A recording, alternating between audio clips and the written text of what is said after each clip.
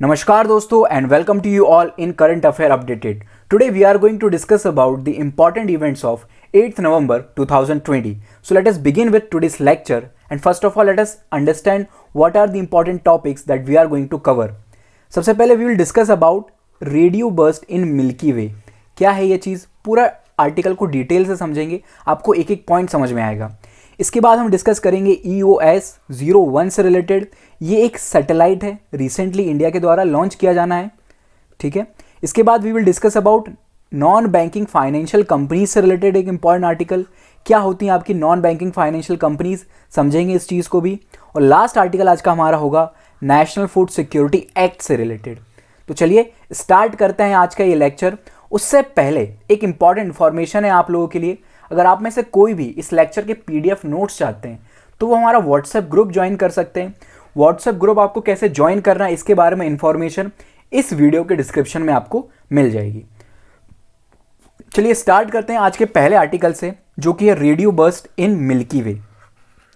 क्या है recent contest, national aeronautics and space administration यानी कि नासा, जो कि USA की स्पेस एजेंसी है, इसके द्वारा रिसेंटली फर्स्ट टाइम मिल्की वे गैलेक्सी में फास्ट रेडियो बर्स्ट को डिटेक्ट किया गया है. ठीक है. अब फास्ट रेडियो बर्स्ट होता क्या है इसे हम समझते हैं. देखिए क्या होता है, आपके स्पेस में बहुत सारी एस्ट्रोनॉमिकल ऑब्जेक्ट्स पाए जाते हैं, जैसे कि प्लैनेट्स, ऑलराइट, स्टार्स हैं. ये सारे जो ऑब्जेक्ट्स होते हैं इन्हें हम बोलते हैं एस्ट्रोनॉमिकल ऑब्जेक्ट्स. अब इन ऑब्जेक्ट्स की, जैसे कि स्टार है, तो स्टार की एक ग्रेविटेशनल फील्ड होती है. ऑलराइट, हर स्टार जो होता है उसकी कोई ना कोई ग्रेविटेशनल फील्ड होती है. क्या होता है, जब ये स्टार अपनी ग्रेविटेशनल फील्ड को चेंज करता है या फिर इसकी ग्रेविटेशनल फील्ड में कोई ना कोई चेंज आता है, तब हमें देखने को मिलते हैं फास्ट रेडियो बर्स्ट. ऑलराइट, ये जो फास्ट रेडियो बर्स्ट हमें देखने को मिलते हैं ये बहुत कम टाइम के लिए देखने को मिलते हैं, बहुत मिली सेकेंड के लिए देखने को मिलते हैं. इसीलिए इन्हें डिटेक्ट कर पाना ईजी नहीं होता है, बहुत डिफिकल्ट होता है इन्हें डिटेक्ट करना. ऑलराइट, फर्स्ट टाइम इनको डिटेक्ट किया गया था 2007 में, फर्स्ट टाइम इनको डिस्कवर किया गया था. अब आप बोलेंगे कि सर आपने यहाँ पर बताया कि फर्स्ट टाइम मिल्की वे गैलेक्सी में यहाँ पर डिटेक्ट किया गया है. तो देखिए यहाँ पे फर्स्ट टाइम डिटेक्ट किया गया मिल्की वे गैलेक्सी में. ठीक है ना, फर्स्ट टाइम डिटेक्ट नहीं किया गया रेडियो बर्स्ट को. फर्स्ट टाइम रेडियो बर्स्ट को डिटेक्ट किया गया था 2007 में. मिल्की वे यानी कि मिल्की वे गैलेक्सी, जिस गैलेक्सी का पार्ट अर्थ है, इसमें फर्स्ट टाइम डिटेक्ट किया गया है. ऑलराइट, कंफ्यूज नहीं होना. इसके बाद अगला पॉइंट कि डिस्कवरी इसकी कैसे की गई. बहुत सारे सैटेलाइट्स वगैरह लगे हुए थे इसकी डिस्कवरीज के लिए, बहुत सारे सैटेलाइट्स की हेल्प ली गई है. एक बहुत प्रोमिनेंट सैटेलाइट जिसने बहुत ज़्यादा इंपॉर्टेंट रोल प्ले किया है वो नासा का सैटेलाइट है जिसका नाम है विंड मिशन. ठीक है. अब विंड मिशन के बारे में हमें बहुत ज़्यादा डिटेल में नहीं समझना है क्योंकि ये इंडिया का मिशन नहीं है. अगर ये इंडिया का मिशन होता तो हम सारे पॉइंट्स को डिटेल से डिस्कस करते. ठीक है. ये नासा का मिशन है, USA का मिशन है, तो इसके बारे में सिर्फ आप इतना याद रखिए कि विंड मिशन का यूज़ किया गया है for detecting fast radio burst. ठीक है. अगला पॉइंट, ये जो फास्ट रेडियो बर्स्ट को डिटेक्ट किया गया है मिल्की वे गैलेक्सी में, इसका सोर्स क्या है, कहाँ से आया है ये. ठीक है. तो एक न्यूट्रॉन स्टार पाया जाता है मिल्की वे गैलेक्सी में. ठीक है. उससे निकल रही हैं ये फास्ट रेडियो बर्स्ट, उस समय देखने को मिली हैं. इसे कई बार मैग्नेटार के नाम से भी जाना जाता है, न्यूट्रॉन स्टार को. इसका नाम क्या है तो ये आपकी स्क्रीन पर आपको दिख रहा होगा. ठीक है. थोड़ा सा अजीब सा नाम है इसका, यहाँ पर लिखा हुआ है, पढ़ लीजिएगा आप. ठीक है. अब हम डिस्कस करते हैं कि मैग्नेटार होता क्या है. तो देखिए ये एक ना न्यूट्रॉन स्टार का ही टाइप होता है. न्यूट्रॉन स्टार क्या होते हैं आप में से मैक्सिमम लोगों को पता होगा, जिन्हें नहीं पता है मैं उन्हें एक्सप्लेन कर देता हूं कि न्यूट्रॉन स्टार क्या होता है. देखिए एक जो स्टार होता है उसकी एक साइकिल होती है, उसका बर्थ होता है.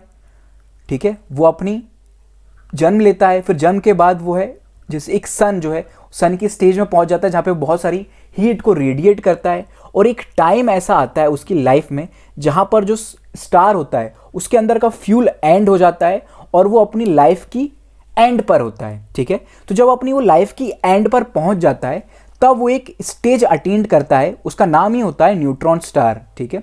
जैसा हमारा सन है अभी, जब सन के अंदर का सारा फ्यूल फिनिश हो जाएगा तो उसके बाद एक स्टेज आएगी जहां पर वो न्यूट्रॉन स्टार बन जाएगा. न्यूट्रॉन स्टार जब कोई भी स्टार बन जाता है, उस स्टेज में पहुंच जाता है स्टार, तब क्या होता है उसकी डेंसिटी और उसकी ग्रेविटी इनफाइनाइट हो जाती है, बहुत ज़्यादा डेंसिटी और बहुत ज़्यादा इसकी ग्रेविटी जो होती है वो काफ़ी ज़्यादा बढ़ जाती है। और क्या करता है, ये जो स्टार होता है न्यूट्रॉन स्टार, ये अपनी खुद की ग्रेविटी में ही कोलैप्स कर जाता है, ऑलराइट, और फिर फॉर्मेशन होता है ब्लैक होल्स का। तो ये पूरी प्रोसेस होती है, ऑलराइट। तो अब मैग्नेटार्स क्या होते हैं, तो ये एक प्रकार के न्यूट्रॉन स्टार ही होते हैं, लेकिन इनकी जो मैग्नेटिक फील्ड होती है वो बहुत ज़्यादा होती है, बहुत very powerful magnetic field, they have very powerful magnetic field, alright. तो तब उन्हें कहने लग जाते हैं मैग्नेटार्स।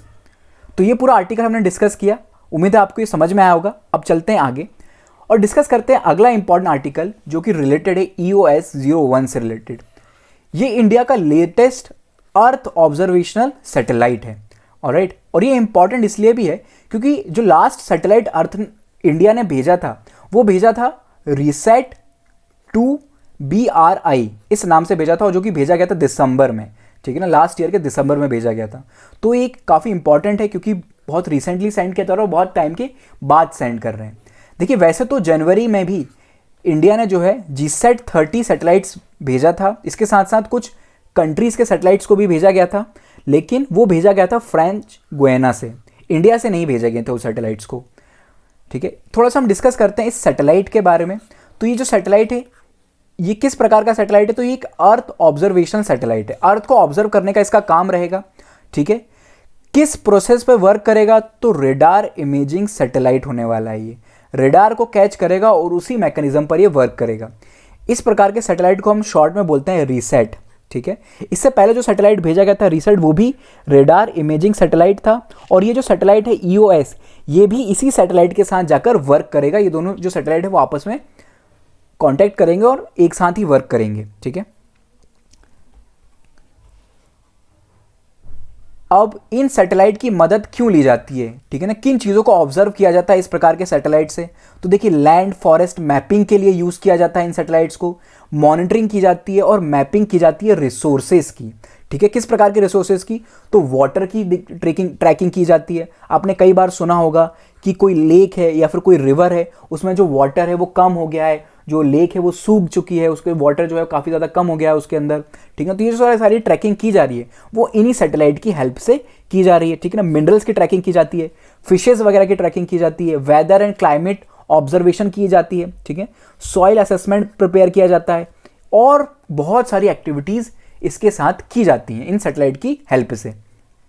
उसके बाद अगला इंपॉर्टेंट पॉइंट देखिए, जो ऑब्जर्वेशनल सैटेलाइट्स होते हैं जिन्हें हम स्पेस में भेजते हैं, जो अर्थ को ऑब्जर्व करते हैं, वो दो प्रकार के होते हैं।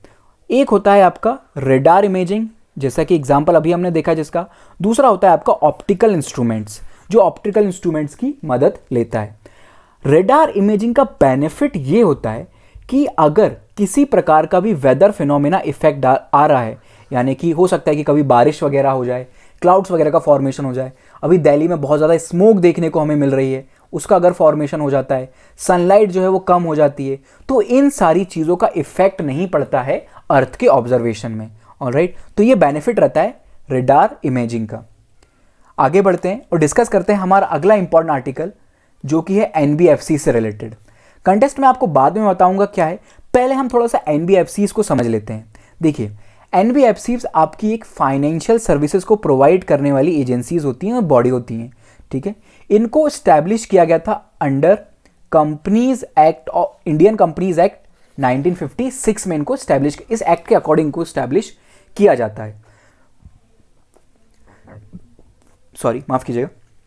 किस प्रकार से ये डिफरेंट होती हैं आपके बैंक से, तो देखिए बैंक में आप जाके मनी को डिपॉजिट कर सकते हो, लेकिन NBFCs में आप मनी को डिपॉजिट नहीं कर सकते, ठीक है ना। बाकी सारी सर्विसेज ये प्रोवाइड आपको कर सकती हैं, जैसे कि अगर आपको शॉर्ट टर्म लोन लेना हो तो ये आपको प्रोवाइड कर सकते हैं शॉर्ट टर्म लोन्स, और अदर जो फाइनेंशियल सर्विसेज प्रोवाइड की जाती हैं बैंक के द्वारा, वो सारी सर्विसेज इनको आपको भी इनके द्वारा मिल जाएंगी। NBFCs भी आपको वो सारी सर्विसेज को प्रोवाइड करेगा।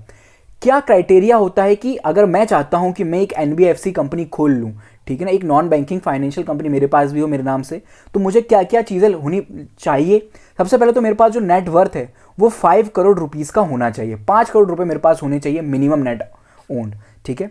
इसके साथ ही साथ जो क्वालिफाइंग असेट होते हैं, यानी कि कभी अगर बाय चांस ज़रूरत पड़ी जिनको बेच कर मैं पैसा जो इन्वेस्टर्स का लगा हुआ है वो वापस कर सकूं, वो 85% होना चाहिए। ठीक है, तो ये कुछ क्राइटेरिया है जिसके अकॉर्डिंग एनबीएफसीज को एस्टैब्लिश किया जाता है। ठीक है, यहां पे हम डिस्कस कर चुके हैं एनबीएफसीज जो होती हैं कंपनीज एक्ट के अंदर अकॉर्डिंग रजिस्टर की जाती हैं। ठीक है ना, किस प्रकार की सर्विसेज ये प्रोवाइड कर सकती हैं, तो देखिए बिजनेस के लिए लोन दे सकती हैं, एडवांसेस दे सकती हैं, एक्विजिशन ऑफ शेयर वगैरह खरीद सकती हैं, स्टॉक्स वगैरह, साथ ही साथ जो गवर्नमेंट बॉन्ड्स होती हैं उसमें भी ये इन्वेस्ट कर सकती हैं।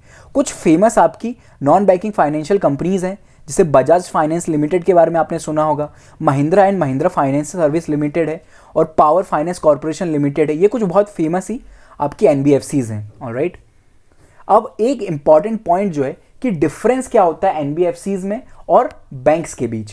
पहला जो डिफरेंस होता है वो होता है डिमांड डिपॉजिट्स का, यानी कि आप जो है डिमांड डिपॉजिट एक्सेप्ट नहीं कर सकती एनबीएफसीज, आप वहां जाके पैसे अपने डिपॉजिट नहीं कर सकते हो।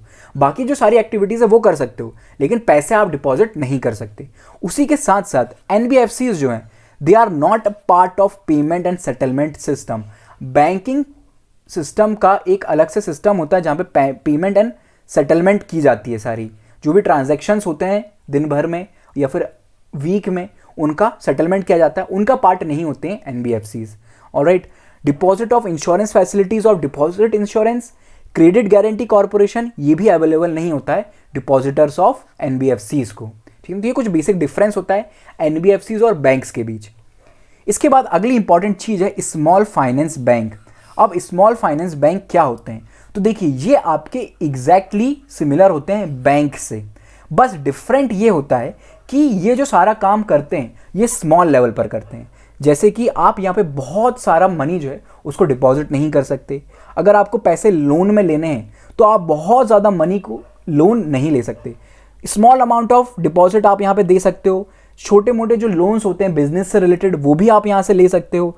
ठीक है, बाकी सारी जो फंक्शनिंग इनकी होती है वो एक बैंक की तरह ही होती है, बस एक पॉइंट डिफरेंस होता है कि ये स्मॉल लेवल पर करते हैं। ठीक है ना, बड़े बड़े ट्रांजैक्शन स्मॉल फाइनेंशियल बैंक के द्वारा नहीं किए जाते हैं, तो ये डिफरेंस होता है। अब रिसेंट कंटेस्ट क्या है, क्यों ये न्यूज़ में आई हैं ये चीज़ें, देखिए क्या किया गया है।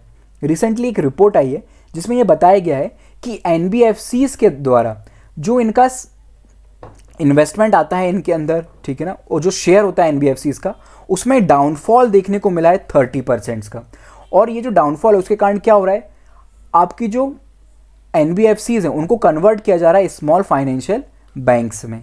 ठीक है, एक इंपॉर्टेंट पॉइंट यहाँ पे रह गया, वो था ऑब्जेक्टिव क्या होते हैं स्मॉल फाइनेंशियल बैंक्स के। ठीक है ना, सबसे इंपॉर्टेंट तो होता है कि एक्सेस प्रोवाइड की जाती है फाइनेंशियल सर्विसेज की। आप अगर किसी एरिया में जहाँ पर रूरल एरिया है, अगर आप वहाँ पे एक फुल फ्लेज्ड बैंक को ओपन नहीं कर सकते हो तो स्मॉल फाइनेंशियल बैंक को आप वहाँ पे ओपन कर सकते हो। Alright, basic banking facilities citizens को अवेलेबल की जा सकती हैं, एक अल्टरनेटिव इंस्टीट्यूशन के तौर पर इन्हें देखा जाता है। ठीक है, चलते हैं आगे और डिस्कस करते हैं हमारा अगला इंपॉर्टेंट आर्टिकल जो कि है नेशनल फूड सिक्योरिटी एक्ट 2013 से रिलेटेड।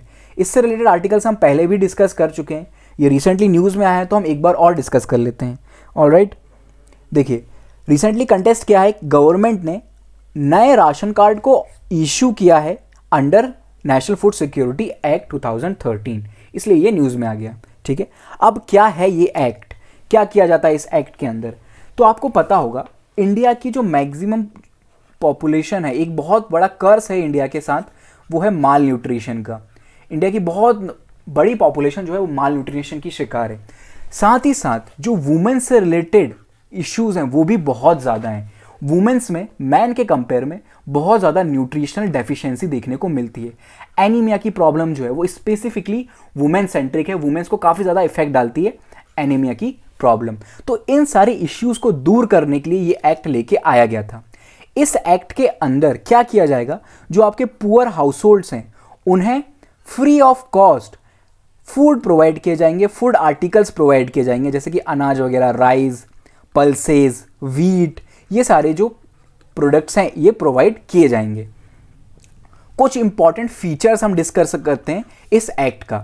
सबसे पहला इंपॉर्टेंट फीचर है कि इसके according targeted public distribution system को इस्टेब्लिश किया जाएगा, यानी कि 50% ऑफ द अर्बन पॉपुलेशन और 75% ऑफ द रूरल पॉपुलेशन को टारगेट किया जाएगा कि वो इस एक्ट के अंडर आए और इसका बेनिफिट उठा पाएं। ठीक है, क्या किया जाएगा, 5 kg फूड ग्रेन्स पर पर्सन पर मंथ दिया जाएगा। ऑलराइट, एक और आपकी स्कीम है कुछ इसी सिमिलर है, इसी प्रकार से, जिसका नाम है अंत्योदय अन्न योजना। ठीक है ना, ये डिफरेंट है, इससे डिफरेंट है ये।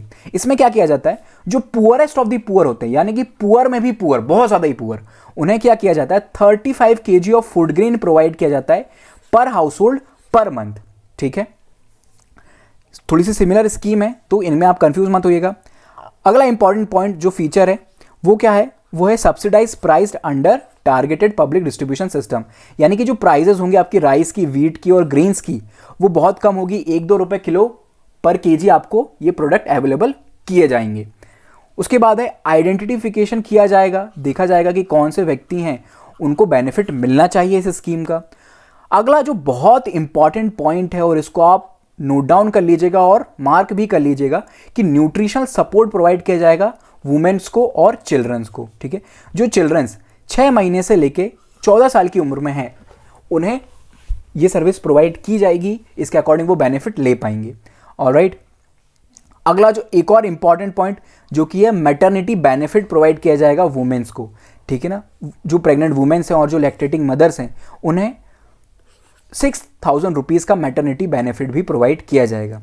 इस स्कीम से, इस एक्ट से वुमेन एम्पावरमेंट भी होगा। किस प्रकार से वुमेन एम्पावरमेंट होगा, तो जो बेनिफिट आपको मिलेगा, जो राशन कार्ड वगैरह इशू किए जाएंगे, ठीक है, जिसकी मदद से आप कम दामों पर फूड ग्रेन्स को परचेस कर सकेंगे, वो राशन कार्ड इशू किए जाएंगे जो भी एक घर की जो सबसे बुजुर्ग महिला होगी, जो एल्डेस्ट वुमेन होगी, उसके नाम पर। ठीक है ना, ये पॉइंट भी आप याद रखिएगा। अगला इंपॉर्टेंट पॉइंट है, आप उतने ज़्यादा इंपॉर्टेंट पॉइंट्स नहीं है, ग्रीवियंस रिड्रेसल मैकेनिज्म को स्टैब्लिश किया जाएगा डिस्ट्रिक्ट और स्टेट लेवल पर। ठीक है, cost of transportation and handling of food grain and fair price shop dealers margin, ये स्टेट क्या करनी होगी, स्टेट को। ठीक है ना, ट्रांसपेरेंसी एंड अकाउंटेबिलिटी लेके आने की कोशिश की जाएगी, और फूड सिक्योरिटी अलाउंसेस दिए जाएंगे।